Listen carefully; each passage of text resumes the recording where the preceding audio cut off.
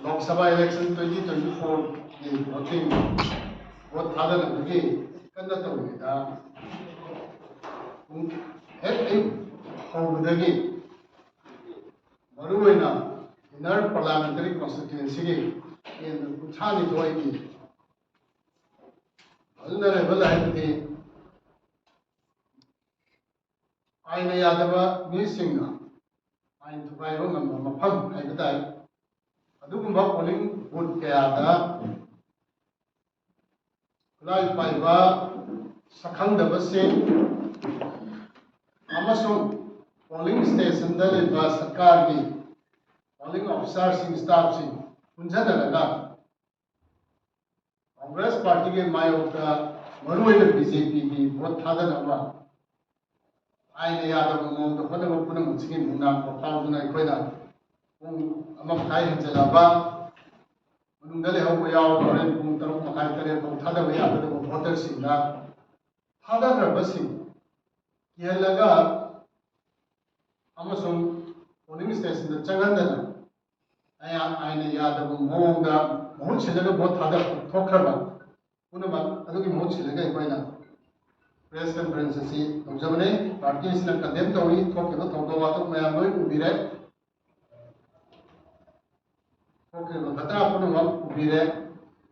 prajada congress party na koi sarkar da complaint tawba ya ba tawre candidate masana su duty da leiba police officer choba mada IPS mada ngam wahi wata puno wa miyam loi udu leite sarkar na पाले बस सरकार असगी मेचिनरी अमदना normally आइन काइदना वो थादब यानबा Simba उदे अहेनदुम अहोइनदुम आइन काइना चंगबा मीसिंगना किहनबगा लेना मरुइना BJP दा vote पीना पनबा से सरकार सेना उसिनदन लेबा यावो पनमक से कोनी पाइलेतरा प्रजागी प्लेटफॉर्म द चतबे हक्तदना कोई प्रेस कॉन्फ्रेंस से मुरुन तौबनी कोई अपील तौजरी लाइबा मतम पुंजा खरा हैबदा प्रजा पुनमंगना अकीब यावदना किहल्लिबा गणतंत्र नमधदना चलाबा लाई पाइबम सु पाइदबा ऑफिसर सिंह मसागी ड्यूटी तौबन मौता सरकार ना हैबा का सरकार को पोल्यूशन तौरला वोट बुढ़ा न होने पर मैं आपसे मायोक्ता लेपी दुना इंसान लेते बा इन तब समाज में पूरा पता अतेक पांगोइला कहीं बा पोलिंग बूथ की कोई भी लेते बा इसी नाना माइंडोन अल्लामन पुनः उनका थोक दुना इन तब वोटिंग वोट था तो भैया मतलब ममा भाई बापुं बड़ी मंगा सीधा पांचों को याना बा किहलिबा पुनमकी मायोक्ता लेपिदुना मयाम हौदुना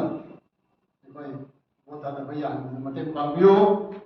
मणिपुर दा गणतंत्र मांगिबा तौना लैबा फिबम असी येंगुना लेरगदी कोई समाज दे सेंदोक ngam मरुइना कांग्रेस पार्टी थागले मिरेप श्री बिमल अंगोमचा बिमल कोइजम मसाना सु हाइबदुनी कांग्रेस पार्टी ने सु कांग्रेस दा नि होगिबा नत्रगसु लेबाक सर वाखल खनबा मगन मतिक मगुन लेबा लेबाक खल्लबा कथोके खल्लबा कैंडिडेट मम थागत चगिबगी पतु भमदु योगदा मजा पुनम पुन मते पाबियो लेनोबिबा पुन मई मंगा सिदा इनाकन लेबा पथादे बुबा कोरेगसु थोपीदुना किहलिबा पुनमकी मायोक्ता लेपदा प्रजा सरुग्या बियो अदुगा भोट चुना थादरदा मते पाबियो लाकदम मतमदा ngasi थोकिबा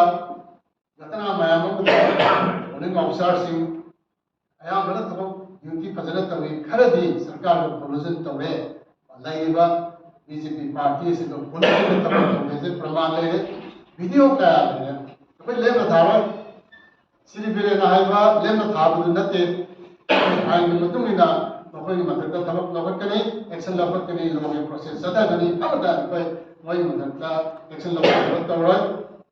प्रजा सिंह मखुद लेबा वीडियो पुनमक कांग्रेस की पुलदा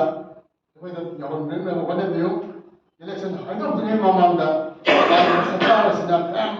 kanna namja namthek na ba election ma pangthokpada saruk yakibage haibse koi unam honagani andaki election ase Congress party na anaga matamda leiba adumana chamot phaimot ba yauna tawroi da ba Congress ki frame kan ba na lawra da wibani koi alloi na samaj na praja singha samaj sembar ko madem ba biyo maroi na sigi election ase da शांति में बहुत ज़्यादा बार याद बोलना बता कोई topic ना polling station से इन तब तक बहुत ज़्यादा बार में पीवी ना बा किधर हम पीवी ना बा कोई कांग्रेस पार्टी ना